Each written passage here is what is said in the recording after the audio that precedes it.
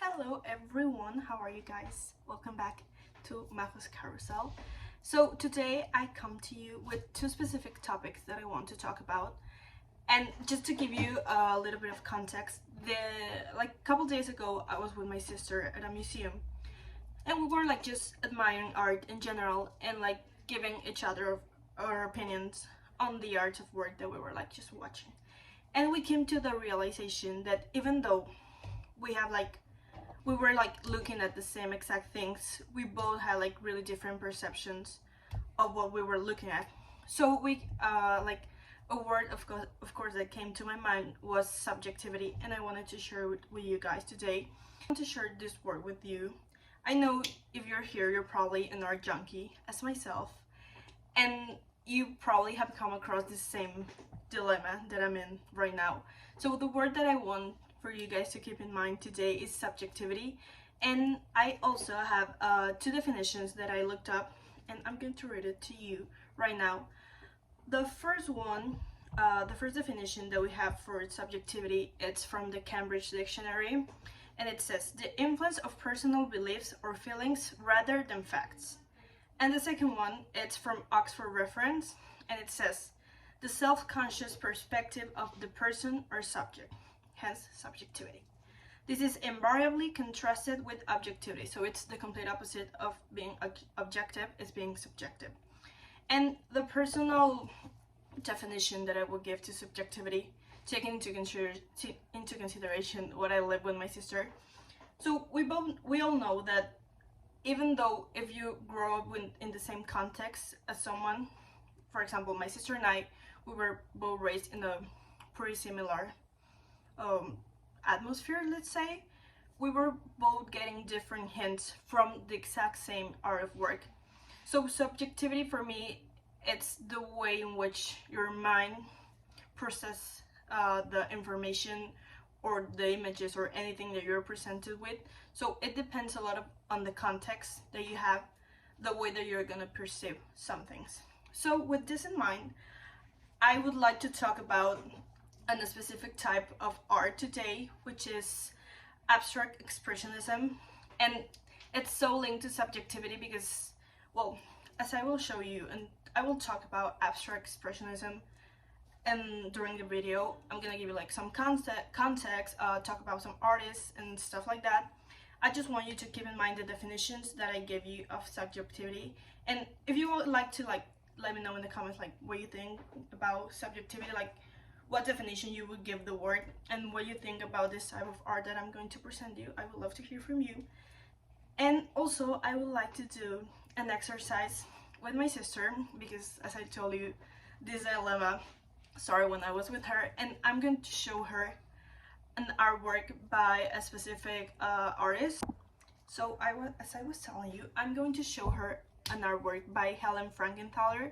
She's an American artist, and I'm also going to give you some context of her life and her social context in general, so you can understand her artwork, and you can also let me know what you think about this artwork. Maybe answer the same questions that I asked my sister in the comments. That would be really nice, so I can get to know the way you think about this specific artwork. I would love that. So just to give you some general context or information about abstract expressionism, you have to know that this art movement was originated in between the 1940s and the 1950s in New York City, and its main emphasis was on the creation of art, and it was not really focused on the final result, but the creation of it, the process of creating art and how it would make the artist and also the viewer feel. So I will share some key characteristics of abstract expressionism with you. First off, it has really vibrant colors, and it has this emphasis on gesture and intuition, and it was very spontaneous. You're gonna see, I'm gonna leave some pictures for you to see of some important artists of this movement, so you can get an idea of what is it that I'm talking to you about. Also, it was really focused on the subconscious and the emotional expression. Maybe not as clear images as other artworks that we might be familiar with. They're, as the name says, they're really abstract, and there are some geometric shapes in it, but like nothing is really clear. Like what the artist might have felt in the moment that they were painting, you might not really be able to see like as clear as you would imagine. And well, of course, this makes sense because some of the influences that abstract expressionism had, I'm gonna read them to you, were surrealism and its exploration for the subconscious, as I told you before, also cubism and the fragmented forms that this had, and it was also connected to Gestalt psychology and its this emphasis on perception. So also going back to subjectivity, it depended on the person who was seeing this artwork, what they would feel. And this art movement was also very important because it led to some other movements that you might know about. For example, pop art, which is really famous. Like up until these days, even if you don't know it or you don't like pay much attention to it, pop art is in a lot of things that we consume, and like in our daily life, like you can just find pop art in a lot of stuff. Also, it led to minimalism and color field painting. And last but not least, I'm going to tell you like just the names. This is your homework. You can look up some of their artwork, just some of the like most influential and famous artists of this art movement.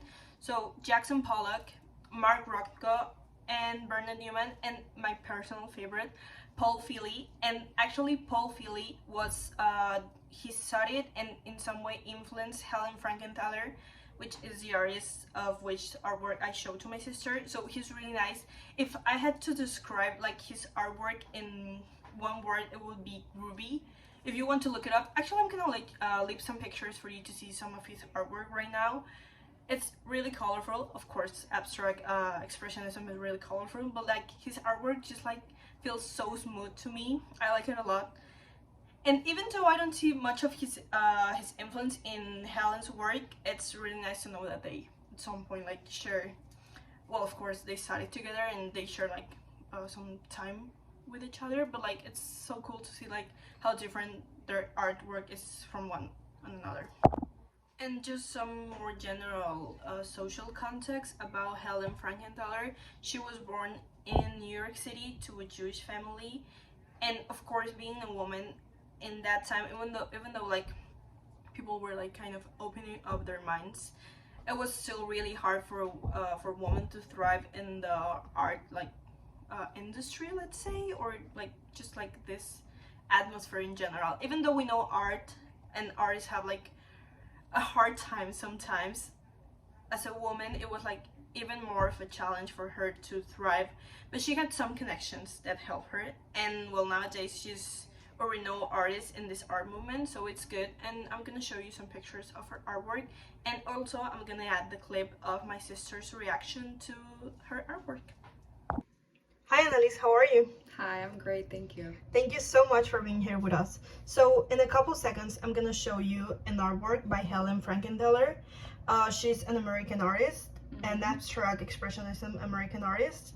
And so if you can just help me move into the next slide so you can see the artwork. Of course. And just give me your general thoughts on the artwork. And also notice that this is an untitled artwork. So what name would you give to this painting?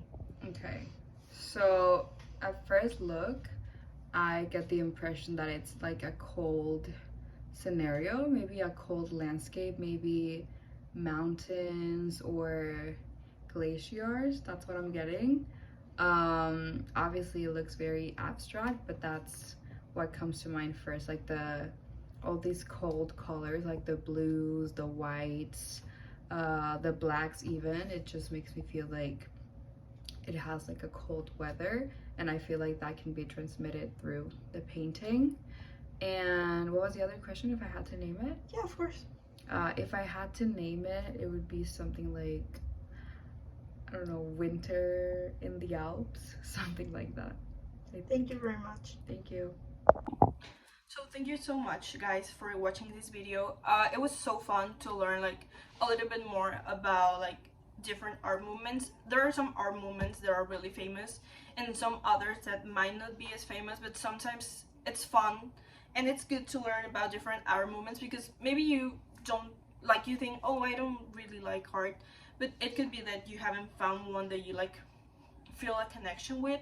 So I'm gonna try and share different types of art movement with you like in the next couple days or weeks. And yeah, just let me know. And also if you would like for me to talk like about a specific art movement or artist or out of work, I could totally do that. And yeah, let's just help this community of art junkies grow.